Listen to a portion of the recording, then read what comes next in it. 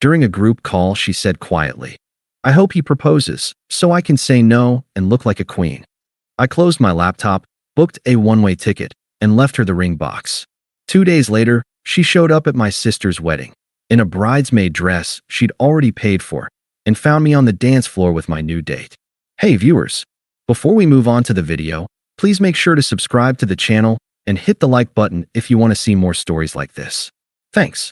I'd been dating Qley for just over 3 years when this happened. We weren't perfect, but I thought we were solid.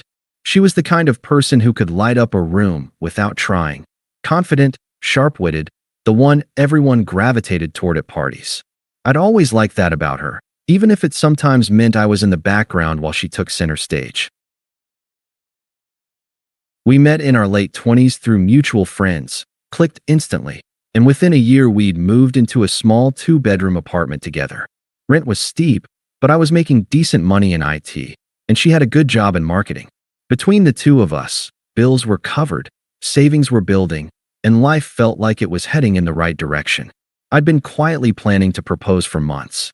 I'd already picked out a ring, simple, classic, something I thought she'd love, and had stashed it in the back of my closet under a pile of old sweatshirts. My sister's wedding was in 2 weeks, and Qley was one of her bridesmaids. It seemed like the perfect opportunity. Family gathered, champagne flowing, everyone in a celebratory mood. It wasn't just about the proposal, though. My sister adored Qley, and Qley seemed to genuinely like my family. She'd even volunteered to help with some last-minute wedding prep. She had already bought the bridesmaid dress, a pale lavender floor-length gown she'd been gushing about for weeks. She'd told me she wanted to look perfect for the photos. If I'm being honest, the last few months had been off. Not awful, just different. She'd been more sarcastic, quicker to poke at my quirks in front of friends. Little things, a comment about my dad's shoes, a jab about how I still drove my old Honda Civic. She brushed it off as playful teasing, and I tried to take it that way. Still, I chalked it up to wedding stress. She'd been putting in extra hours at work, attending dress fittings, and helping my sister deal with a mother-in-law who thought ivory napkins were too cold. I figured once the wedding was over, things would settle. Looking back now, I realize I was carrying around this naive confidence. This belief that the person you share your bed with is incapable of actively plotting to hurt you. That bubble was about to burst in the ugliest way possible. The day it all unraveled was a Wednesday. I was working from home, laptop open at the kitchen table, trying to finish up a network migration for a client. Qley had the day off. She was in the bedroom, getting ready for what she said was a quick check-in with the bridesmaids over Zoom to finalize some last-minute wedding details. She'd left the door halfway open. I wasn't paying attention at first. I had my headphones in, but I pulled them off when I heard her laughing. "He's going to propose soon. I can feel it." Her voice was smug, confident. Another voice, one of her friends, asked, "What are you going to do?" Qley replied, with this theatrical little sigh, "I'm going to say no, right in front of everyone. It'll be iconic." The girls erupted in laughter. One of them said, "You'll look like a queen rejecting him," and Qley giggled like she'd just been crowned already. I froze. My hands went numb, my ears were ringing. It wasn't just the words, it was the tone. Like I was some pathetic supporting character in her story, just there to set up her big moment. I sat there staring at my screen while she kept talking, saying how she'd make it a funny story to tell later. I didn't hear the rest. I didn't want to. My chest felt tight, like I couldn't get a full breath. I wasn't angry yet, not exactly.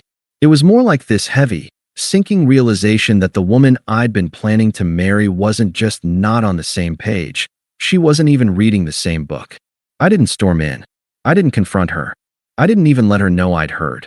Instead, I opened a new browser tab, booked the earliest one-way ticket to my cousin's place in another city, 3 hours by plane, leaving that night. Then I went to the closet, pulled out the ring box, and opened it. I'd been picturing the moment I'd hand it to her for months. Now, it just felt heavy in my palm. I found a scrap of paper and wrote a single line. "You wanted a public moment? Here's mine, goodbye." I slipped the note inside the box, closed it, and left it on her pillow. In the next hour, I packed my essentials, laptop, clothes, toiletries, and shoved them into a carry-on. Canceled the automatic payment on her phone bill that I'd been covering. Removed my card from our shared streaming accounts. Moved my savings out of the joint account we used for rent. Right before I left, I sent her one text. Check your bed. Then I blocked her number and walked out the door. I didn't know exactly how she'd react.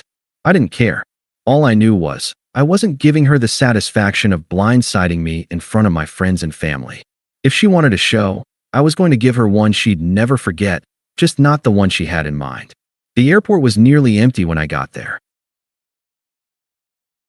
I checked in, dropped my bag, and went through security with the kind of detached calm that only comes when you've already made up your mind. I didn't tell my cousin why I was coming, just said I needed a few days away. He picked me up at the arrival's curb and didn't ask questions. We spent the evening eating takeout on his couch while he played some mindless action movie in the background. Meanwhile, my phone, the one she couldn't call anymore, was blowing up with notifications from mutual friends. She'd apparently come out of the bedroom to find the apartment empty, the ring box on the bed, and my closet half cleared. One friend sent a screenshot from her group chat. Does anyone know where OP is? He's gone. Another. He left me a note in the ring box. What the hell is this supposed to mean? I didn't answer. The first night away was quiet. The second was even quieter.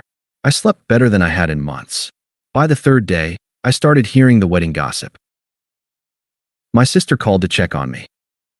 She'd gotten a half-baked story from Qley about misunderstandings and needing space, but the details didn't add up. She's still coming to the wedding, my sister said, her voice flat. In her dress. Like nothing happened. That was perfect. Because if Qley wanted her big public stage, she'd get it. Just not the role she'd been hoping for. Over the next week, I stayed off social media, ignored calls, and quietly made arrangements. I bought a new suit for the wedding. Found a date. A friend I'd known for years who happened to be free that weekend. Someone confident, gorgeous, and not afraid of a little awkwardness. By the time I flew back for my sister's big day, Qley had no idea what I'd been doing. All she knew was that I'd vanished, and that, for some reason, my sister hadn't uninvited her. I wasn't planning on a confrontation. I didn't need one.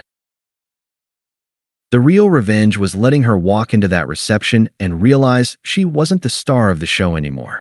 The morning of the wedding, the venue was buzzing with last-minute chaos. Florists weaving through the lobby, bridesmaids in curlers, groomsmen wandering around looking for cufflinks.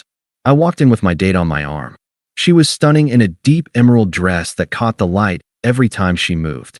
Heads turned immediately, not because I was there, but because we were there together. Qley spotted me from across the lobby. For a split second, her face lit up, like she thought I was there to talk, to patch things up. Then she saw my date, saw our linked arms, saw the easy way we were laughing. The color drained from her face. She hesitated, then walked over in her bridesmaid dress, all forced smiles.